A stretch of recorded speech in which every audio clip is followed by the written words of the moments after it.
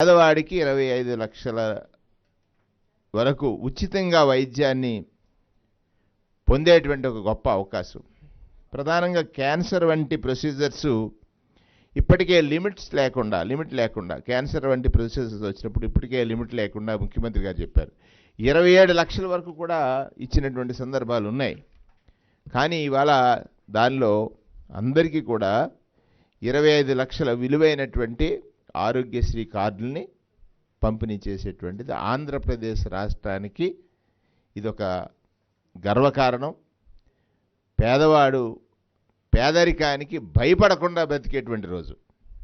అంటే కులం మతం లేదు, పేదరికానికి ప్రామాణికం పేదరికమే కనుక ఆ పేదవాడు భయం లేకుండా బ్రతకొచ్చు, ఆరోగ్యం గురించి భయం లేకుండా బ్రతికేటువంటి గొప్ప అవకాశం.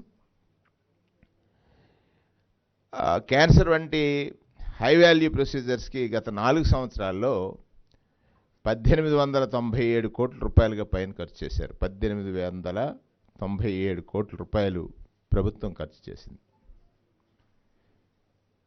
ఈ ఏడాది ఆరోగ్యశ్రీ కోసం 4,400 కోట్లు వ్యయం చేస్తుంది ప్రభుత్వం. ఈ విషయాన్ని కూడా మంత్రిమండలి ఆమోదం తెలియజేసింది. ఆనాడు చంద్రబాబు నాయుడు గారి ప్రభుత్వంలో ఆరోగ్యశ్రీ అంటే బకాయిలతో ఉండేది. 668 కోట్ల రూపాయలు బకాయిలు పెట్టిపోయారు ఆయన. దాన్ని కూడా మా ప్రభుత్వం తీర్చింది. అంటే పేదల ఆరోగ్యం పట్ల జగన్మోహన్ రెడ్డి గారి ప్రభుత్వానికి ఉన్నటువంటి చిత్తశుద్ధి లేకపోతే బాధ్యత, భరోసా ఆయన తీసుకున్నటువంటి నిర్ణయాల ద్వారా తెలిసిందనేటువంటి విషయాన్ని సందర్భంగా మనం చేస్తూ ఉన్నాం. ఇప్పుడు ఆరోగ్యశ్రీతో హాస్పిటల్కి వెళ్తే 25 లక్షల వరకు ఉచిత వైద్యం గురించి ఇప్పుడే చెప్పాను. ఇది ఒక పెద్ద మైలురాయి మా ప్రభుత్వానికి. ఆరోగ్యశ్రీలోనే ఇది ఒక పెద్ద మైలురాయి కాబోతుంది. ఆరోగ్యశ్రీ జగనన్న ఆరోగ్య సురక్ష కార్యక్రమాలపై క్యాబినెట్లో విస్తృత స్థాయి చర్చ జరిగింది. ఈ కార్యక్రమాలని సమర్థవంతంగా ముందుకు తీసుకువెళ్ళడానికి మంత్రులకు కూడా దిశానిర్దేశం చేశారు ముఖ్యమంత్రి గారు.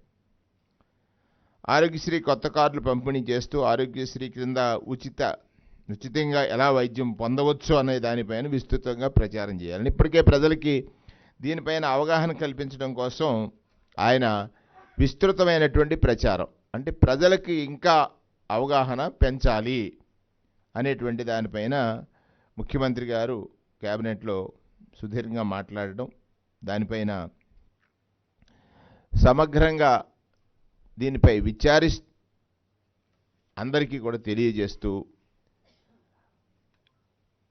దానిపై అవగాహన కల్పించేటువంటి సిబ్బందికి ప్రచార కార్యక్రమం ద్వారా ఆరోగ్యశ్రీ కింద ఎలా ఉచితంగా చికిత్స పొందవచ్చు అనేదానికి ఎవరికైనా సందేహాలు ఉండకూడదనేటువంటిది నెట్వర్క్ హాస్పిటల్ దగ్గర నుండి, అంటే ఆ ఏరియాలో నెట్వర్క్ హాస్పిటల్స్ ఏమున్నాయి, వాటికి ఎలా వెళ్ళి వీళ్ళ ఆరోగ్యశ్రీలో వైద్యాలు పొందొచ్చు అనే దాని మీద అవగాహన, ఆరోగ్యశ్రీ చికిత్సను అందుకోవడానికి యాప్ ద్వారానే కాకుండా 104 village health clinic, 108 ambulance, family doctors ద్వారా, స్థానిక పిహెచ్సిల ద్వారా, ఏఎన్ఎంస్ ద్వారా, సిహెచ్సిస్ ద్వారా ప్రతి అందరికీ కూడా దీనిపైన అవగాహన కావాలి. ఇప్పటికే ఆరోగ్య సురక్షలో జల్లెడి వేసి పెట్టారు జబ్బున్న వాళ్ళందరినీ హ్యాండ్ ఫోల్డ్ చేసి వాళ్ళందరికీ మరింత అవగాహన కల్పించడానికి. అంటే ఈ రాష్ట్రంలో ఎవరికైనా అనారోగ్యం కలిగితే